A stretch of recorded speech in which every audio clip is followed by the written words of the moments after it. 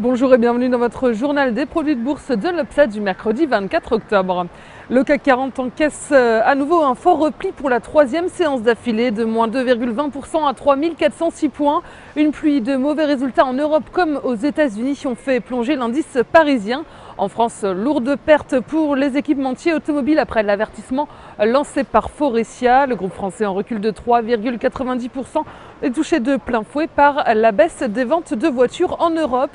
Côté valeurs, toujours les valeurs technologiques comme Alcatel-Lucent ou ST Microelectronics signent les plus fortes baisses. Le secteur du luxe se retrouve également sous pression après que le maroquinier britannique Mulberry ait revu à la baisse ses ambitions pour 2012. LVMH notamment cède 2,16%. Michelin se retrouve en revanche en haut du tableau. Le fabricant de pneumatiques signe la meilleure performance du CAC à plus 3,41%. En même temps, la situation en zone euro alimente toujours les inquiétudes avec bien sûr l'Espagne en ligne de mire. Moody's a déclassé les notes de 5 régions du pays. L'Espagne ne se résout toujours pas à demander l'aide de ses partenaires européens. Une étape pourtant indispensable pour débloquer les opérations de rachat de dettes par la BCE. Tendance négative également à Wall Street. Le Dow Jones recule d'1,82% et Nasdaq perd 0,89%. La bourse de New York accueillait hier une nouvelle pluie de résultats dont certains se sont révélés franchement décevants. Alors on a d'abord la chaîne de magasins Radio Shack qui annonçait une perte trimestrielle 2 fois plus forte que prévu. Les résultats sont meilleurs qu'attendus pour le numéro 1 l'électroménager Whirlpool qui relève ses prévisions de bénéfices pour 2012. Yahoo a publié des résultats supérieurs aux attentes et Apple qui devait présenter hier son mini iPad, un premier nouveau produit lancé par la marque à la pomme depuis la mort de Steve Jobs.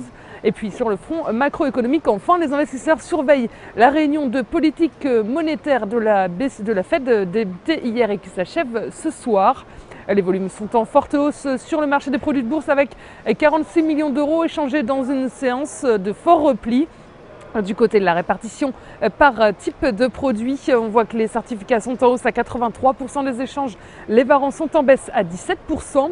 Et concernant les transactions, les certificats représentent 74% des échanges et les varants 26%.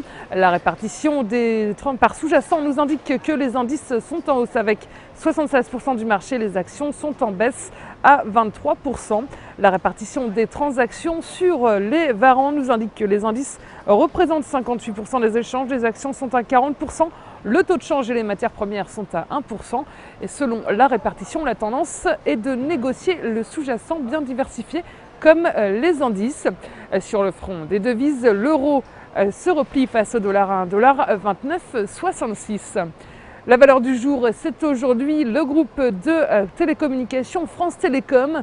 Graphiquement, le titre reste dans une configuration baissière de court terme, coiffée par une oblique ascendante. Le RSI sur une base journalière vient de buter contre une ligne de tendance baissière. Le biais est négatif sur le titre tant que les 10 € ne sont pas dépassés. Visez l'enfoncement des 9,20 €, voire 8,20 € comme cible en ligne de mire. La stratégie qui vous est proposée pour jouer cette valeur, c'est l'achat du Warrant Put France Télécom à 2235 T d'Unicredit au prix d'exercice de 10 € et d'échéance au 7 décembre 2012. Voilà, c'est tout pour aujourd'hui. Bonne journée et à demain.